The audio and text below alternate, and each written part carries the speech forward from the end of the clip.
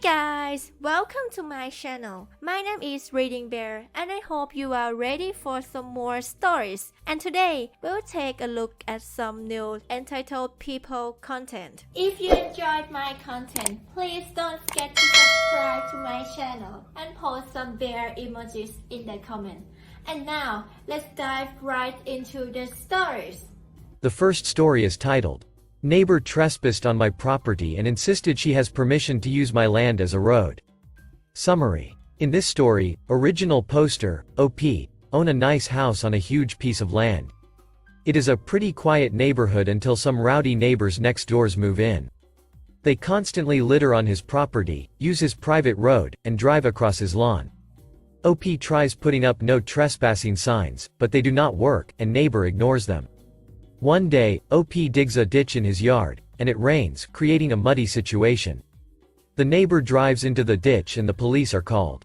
I live in a nice countryside community where the houses are extremely far apart. I mean, I would have to drive about 5 or so minutes before I even saw my next door neighbor. That is how it was when I first bought the house about 5 years ago with my wife anyway. About a year or so ago, the population in the city started growing as more neighborhoods and communities were being developed. This meant that my neighborhood began developing more as well. At first, I really did not mind. I mean, my house was on a pretty huge property, and I had my own little private road leading up to my house, so I assumed there would be no problems. The next door property was just a couple of feet from mine. It had a fence so was able to tell where the property lines were located, and the houses were spaced pretty far apart. Although I liked the secludedness and quietness of my neighborhood, I also did not think that it would change much since we were in the countryside and houses were not right up against each other like the city. When construction was done, there were 6 to 8 houses near my property, also laid out on their own big pieces of property. Shortly after people started moving in, I was quite surprised at how quickly they moved in. I noticed that people began using my little road as a shortcut to get off the main road. I also noticed that some of the neighborhood kids were using my field to play in. I really did not mind. Most of the neighbors seemed nice, and the kids were pretty respectful of my property. People also did not take advantage of this, and the road was far away enough from my house that it is not like it was damaging my house or property. However, that quickly started changing. There was one neighbor in particular who was starting to cause problems. Not only would he consistently use my little road, sometimes I would catch him just straight up driving across the field on my property. I did not have anything growing there, nor did I have fences, but that is really not the point. This guy and his family also had large parties pretty frequently, and that only amped up in the summer. His guests would drive across my property, use my little road, and in the mornings, there would be trash littered all over. We had tried putting up no trespassing signs and no entry signs, but my neighbor ignored them, and we would still catch him driving over my property line or across my field.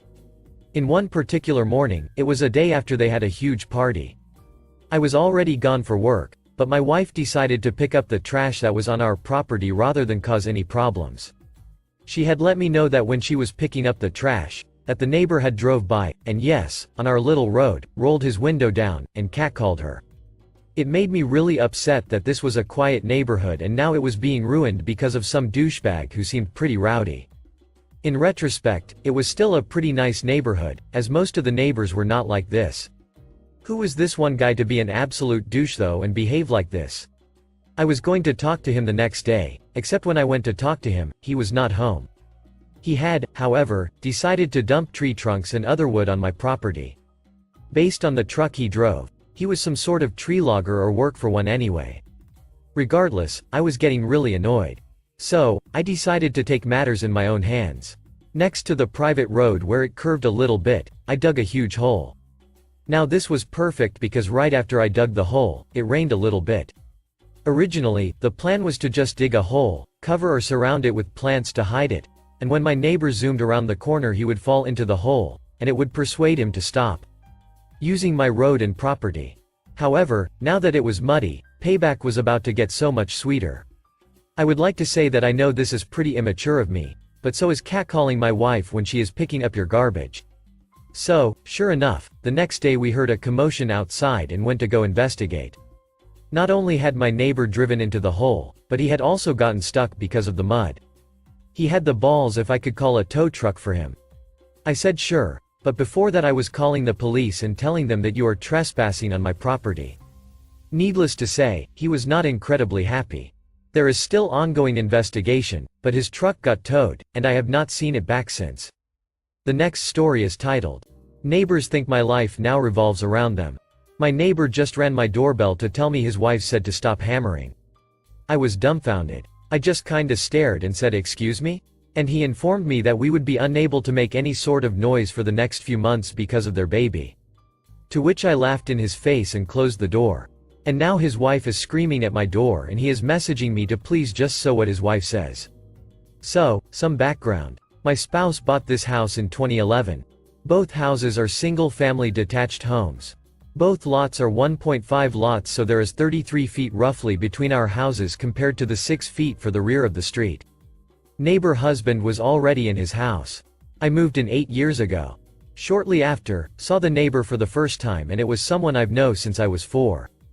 Went to school all the way through high school together. We are 40. 3 years ago, he met someone. She had at the time a 2-year-old girl. She would stay at his house and I would constantly find the kid wandering the streets. They would just send her outside with no supervision, no toys, no fenced yard and expect her to entertain herself. The child was and still is nothing but a brat. 2 years ago, she moved in with her daughter. I run a daycare, so my yard is full of fun toys. But we also have 3 other fenced-off areas. One for our pool in the summer, one for our dogs, and one for our hot tub. All have separate fences and self-closing gates, plus my external fence is 6 feet. During 2020 when COVID hit bad, the kids were doing virtual schooling from home. She never actually did it. She would be ringing my doorbell in the middle of the day asking me to open my yard for her. I would explain that she can't be here when I have daycare kids and my daughter will come out to play after supper. She went to their backyard, dragged patio furniture to my fence and climbed in. Who knows how long she was actually in there. But she decided she was done and then couldn't get out. The latch for my main gate is at the very top so the babies can't open it. She started screaming, I ran out in a panic. Took her home, explained what happened to mom and mom gave me shit for just not allowing her to play. I face $100,000 fine if she is caught on my property during daycare hours. I explained this, she still snapped and called me a witch. I left it at that. Happened a handful more times. I started sending them daycare invoices. Still kept happening. I finally told them I would have to call the police next time. Which I did. Except this time, mom and grandpa were both sitting outside on the stairs and watched her do. Also never bothered to come help her open the gate when she started screaming. Police gave them shit and told them to stop or mom would be charged with child endangering. I now have proximity sensors at the top of my fence and get a notification if anything goes over my fence. It's gotten better as she has gotten older. So last summer, we set up our above ground pool. Just ordered a new pump system and heater. Pool was half filled. I had also just done up all my planters. I casually glance at my security cameras and see her by the pool. I head out. Main gate was open as the neighborhood kids were running from yard to yard playing. She took it upon herself to go to the pool and take buckets of soil from my planters and dump it into the pool. $400 damage to my brand new $1,000 pump heater system that was up less than 4 hours. I snapped and screamed at her to get out of my yard and not come back. She is not allowed in my yard at all unless me or my spouse is out there. Now to current time. They had a new baby last week. And me hammering in my basement is disturbing them in their house 33 feet away. And they expect me to wait until the fall to finish my project. So, I'm currently sitting on my bench outside enjoying a glass of water with my outdoor speakers playing metal while I mow the lawn. Which is much more louder than the little bit of hammering. I'll finish that tonight after dark. Edit. Lots of people are saying to call police and cops. I do call police when I feel it's necessary. We have a major drug gang issue and they are busy with that and overdoses. If I call, because it's non-violent and they recognize the address, it's at least 24 hours or usually not at all. I've spoken with child protection agents and this does not fall under their umbrella. It's not neglect. The kid doesn't listen. End of story. It's not like the parents are telling her to do it. As for those concerned about her wandering the neighborhood, I'm in a smaller city. My kid has been playing by herself in the neighborhood with regular check-ins since she was 4. I have no issues with that. At 2 and 3 when she originally did it was ridiculous. As for saying not to let my daughter play with her, I cannot take away my daughter's entire friend group, which is exactly what would happen. We are one of 3 houses in a row with kids. House 1 has 3 kids, House 2, Problem House, has 2 kids, House 3, me, has 1 kid. House 1 and 2 all go to the same school. They are already outside playing by the time my daughter gets home. My daughter does activities Saturday, Sunday mornings, so same thing. So not allowing my daughter to play with 1 kid, also takes 4 others away. The next story is entitled Neighbor Puts a Middle Finger Sign with a Knife Through It After She Got the Cops Called on Her Numerous Times. TLDR. Expecting Karen mistreats many animals and puts up a sign with a middle finger and a knife. So, around 2017, I moved into a new house in a cul-de-sac. My next door neighbors were so nice, and helped me move in and treated me to Taco Bell for the first time. I avoided it for a while. After a few years, and getting settled in, the Karen moved in with her husband. They were not the nicest.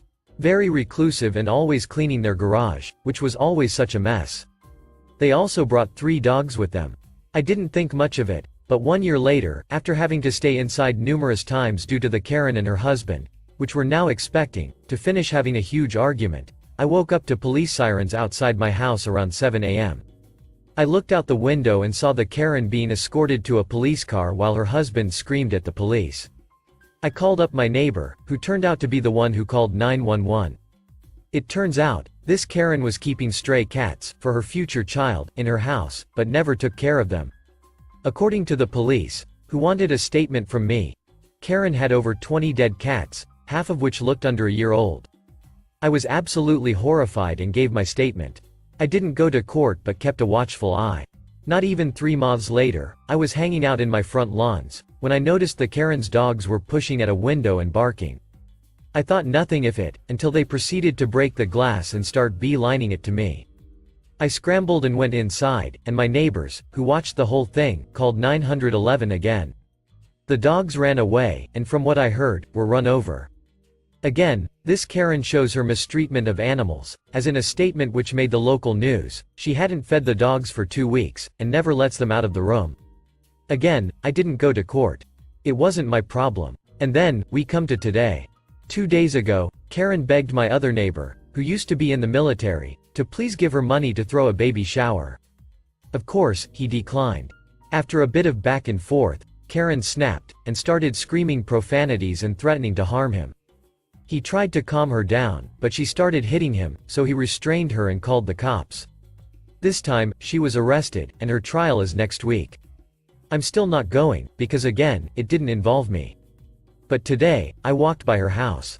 She had a huge, painted sign that was showing the middle finger in the direction of both of my neighbors' houses. Upon closer inspection, it turned out there was a knife sticking out of it. I informed my neighbors and left it at that. I'm sorry if there was no spicy dialogue, but these stories came from my neighbors. The last story is entitled Parents Get Pissed Off Because People Want to Go Home. So, about 2 or 3 years ago, this charter school was built in a vacant lot by my house. Note that this area isn't even a high-income area. We're not exactly the slums, but we're not nearly as nice as some of the other areas nearby. Well, despite this, a lot of kids are in this school, and their parents are very entitled. They take up the entire street for a solid hour waiting for their kids to get out of school, while blocking roads and driveways. At the very beginning, nobody could go home because of these entitled pricks, and it wasn't until a fire truck couldn't get through for an emergency that the city did anything about it. And even then, these parents are still very much entitled.